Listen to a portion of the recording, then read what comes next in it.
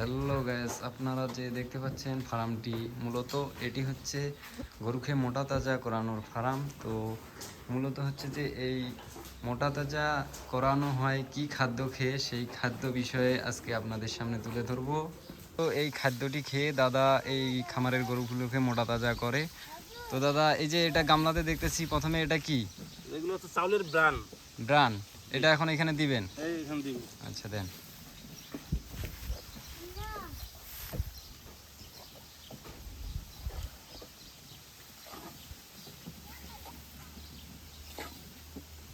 তো দাদা, এখন কি এটা দিবেন নাকি? জি। এটা কি? এটা খৈল। আচ্ছা, দেন।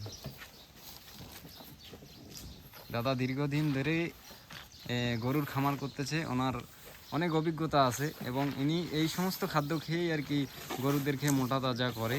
দাদার খামারে তো আপনারা দেখতে পাচ্ছেন প্রচণ্ড গরু আছে, উনি এই মিশ্র খাদ্য দিয়েই গরুদেরকে মোটা তাজা করে, কোনো বাজারকৃত খাদ্য তিনি খাওয়ান না। আচ্ছা দাদা, এখন এটা কি দিচ্ছেন? এটা প্রোটিন। প্রোটিন। আচ্ছা, দেন দাদা। তো আপনারা মূলত দেখতেছেন এখন দিচ্ছে এই যে প্রোটিন। তো দাদা এই মিশ্র খাদ্য খেয়েই গরুকে মোটা তাজা করে, কোনো বাজার থেকে বাজারকৃত কোনো খাদ্য এনে তিনি গরুদেরকে খাওয়ান না, মূলত এই খাদ্যের উপর নির্ভর তার গরুগুলো। তো দাদা এখন দেখতেছি এই যে এটা এটা আসলে কি? এটা হচ্ছে মেডিসিন। মেডিসিন। এখন এটাও এখানে দিবেন? জি। দেন। তো মূলত এই দাদা নিজের মেধা খাটিয়ে এই বুদ্ধি করে প্রথমত তিনি আজকে যে গরুগুলো দেখতেছেন, এতগুলো গরু ছিল না তার ফার্মে। তো মূলত প্রথমে 2-4টা দিয়ে শুরু করছে। তো আপনারাও যদি চান, একবারে এতগুলো গরু হবে না অবশ্য, আপনাদেরকেও 2-4টা গরু নিয়ে খামার করতে হবে। আস্তে আস্তে এই দাদার মতন আপনারাও লাভবান হবেন। তো মূলত দাদা যে খাদ্যটি তৈরি করছে, এটাই আজকে আপনাদের মূল উদ্দেশ্য, আপনাদেরকে দেখানো হবে যে বাংলা মিশ্র খাদ্যটি তিনি কীভাবে তৈরি করতেছে।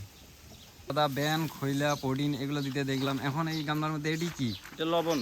লবণও দিবেন? লবণও দিব। আচ্ছা, দেন।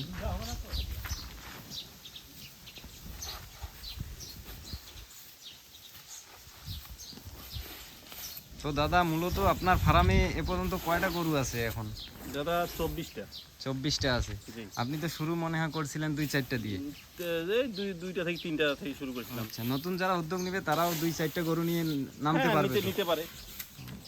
আর আপনার যে খাদ্য, এই খাদ্য দিয়েই তো আপনি গরুতে। হ্যাঁ, এই খাদ্যই আমার মনে করেন যে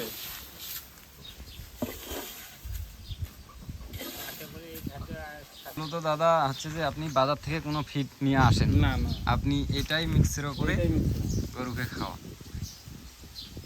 তা ভাই, আমি এই মিশ্র খাদ্য কিভাবে তৈরি করি আর গরুকে কি পরিমাণে আমি খাওয়াই, সে খাদ্যগুলা আমি আগামী পর্বে আপনার সামনে তুলে ধরবো যে কোন গরুকে কতটুকু পরিমাণে আপনি খাওয়াবেন। তা ভাই, যদি আমার এই খাদ্যটা যদি আপনাদের ভালো লেগে থাকে, তো অবশ্যই আমার সীমান্ত এগ্রো চ্যানেলটি লাইক, কমেন্ট, শেয়ার এবং সাবস্ক্রাইব করে দেবেন। ধন্যবাদ।